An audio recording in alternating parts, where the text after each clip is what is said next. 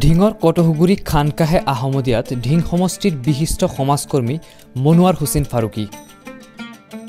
নগাঁও জিলাৰ ঢিঙৰ বৃহত্তৰ টুকটুকি অঞ্চলৰ কটহুগুৰি আঞ্চলিক জামে মছজিদত পবিত্ৰ ৰমজান মাহত চলি থকা খানকাহে আহমদিয়াত আজি ঢিং সমষ্টিৰ জনপ্ৰিয় নেতা তথা বিশিষ্ট সমাজকৰ্মী মনোৱাৰ হুছেইন ফাৰুকী উপস্থিত থাকে। সমাজকৰ্মী মনোৱাৰ হুছেইন ফাৰুকী খানকাহে আহমদিয়াৰ ৪০ দিনীয়া এতেকাফত বহা লোকসকলৰ লগত মত বিনিময় কৰি ইফতাৰত অংশগ্ৰহণ কৰে। লগতে হুছেইনে এতেকাফত বহা প্ৰতিগৰাকী মুছল্লিক আৰবী ৰুমাল, টুপি আৰু তছবিৰে সম্বৰ্ধনা জনায়। ঢিং সমষ্টিৰ জনপ্ৰিয় সমাজকৰ্মী মনোৱাৰ হুছেইন ফাৰুকী ৰাইজৰ মাজত থাকি ৰাইজৰ হৈ কাম কৰাটোৱেই তেওঁৰ জীৱনৰ লক্ষ্য বুলি আজি এদল সাংবাদিকক জানিবলৈ দিয়ে।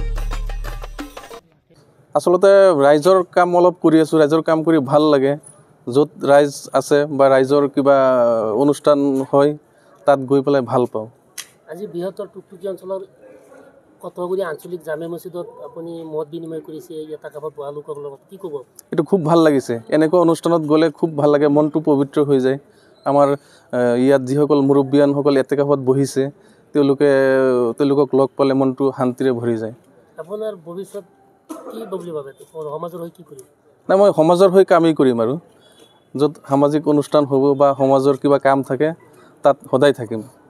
আপোনাৰ নাম? মনোৱাৰ হুছেইন ফাৰুকী। আপুনি এনেই কি কৰে? মইতো এনেই শিক্ষকতা কৰোঁ। আঞ্চলিক জামে মছজিদত এতেকাফ হৈছে। আমাৰ মনোৱাৰ বাই সমাজসেৱক হিচাপে ইয়াত আহি লগ পাইছে। আমাৰ এই মছজিদৰ যিমান মুছল্লি আছে চবেই আনন্দিত, আজি উৎফুল্লিত। তেখেতক ভাল পাইছে, একেলগে ইফতাৰ কৰিছে, নমাজ পঢ়িছে আৰু কিছু বস্তু বাহিনী গিফ্ট হিচাপে হাদিয়া হিচাপে আমাৰ মুতাকিবিন হজৰতক দিছে। আমি ভালেই পাইছোঁ। তেওঁ বোলে এজন সমাজকৰ্মী হয় আৰু শিক্ষক নহয়, শিক্ষক হয়। আমাৰ সমাজসেৱক হিচাপে যে শিক্ষক মানুহ আহিব লাগে। আমাৰ যুৱ সমাজক তেওঁ আহ্বান দিছে আৰু কি, ড্ৰাগছ আছে, বিভিন্ন ইছলাম বিৰোধী বস্তুৰ পৰা যাতে বিৰত থাকে। বিশেষভাৱে ৰমজান মাহত আমাৰ মুছলিম মানুহ এনেও গুনাহৰ পৰা বিৰত থাকিব পাৰে আল্লাহ পাক ৰাব্বুল আলামিনে নিৰ্দেশ দিছে। এইটো মাহ পবিত্ৰ মাহ। পবিত্ৰ মাহত চবৰ মন পবিত্ৰ হ'ব লাগে, দিল পবিত্ৰ হ'ব লাগে আৰু ভাতৃত্বৰ ভাৱ আনিব লাগে। সেয়ে আমাৰ ইছলাম ধৰ্মৰ আহ্বান।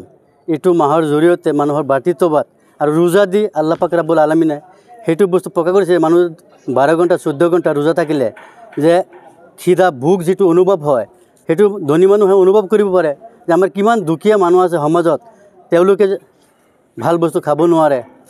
ভোক থাকিলে কেনেকৈ অনুভৱ হয় সেইটো এটা অনুভৱ ৰোজাৰ জৰিয়া হয় আৰু মন পবিত্ৰ হয়। এইটো সেইকাৰণেই মাহটোৰ নামেই পবিত্ৰ ৰমজান ৰখা হৈছে। ইয়াত 20 তাৰিখৰ পৰা আমাৰ খানকাহত আৰু বেছি মানুহ বহিব, যিটো আখিৰা আশাৰাৰ এতেকাফ বুলি কয়। আৰু সেইটো এতেকাফ আমাৰ মুছলিম সমাজৰ যিমান মছজিদ আছে চব মছজিদতে হ'ব লাগে। সেইটো মই ৰাইজক আজিৰ এই মিডিয়াৰ যোগে আহ্বান জনাইছোঁ। আমাৰ যিমান মহল্লা মছজিদ আছে চব মছজিদত এই এতেকাফৰ ব্যৱস্থা কৰিব লাগে। ৰমজান মাহৰ সেইটোৱে আমাৰ বিশেষ উদ্দেশ্য। নজৰুল ইছলামৰ ৰিপৰ্ট, নেশ্যন টিভি।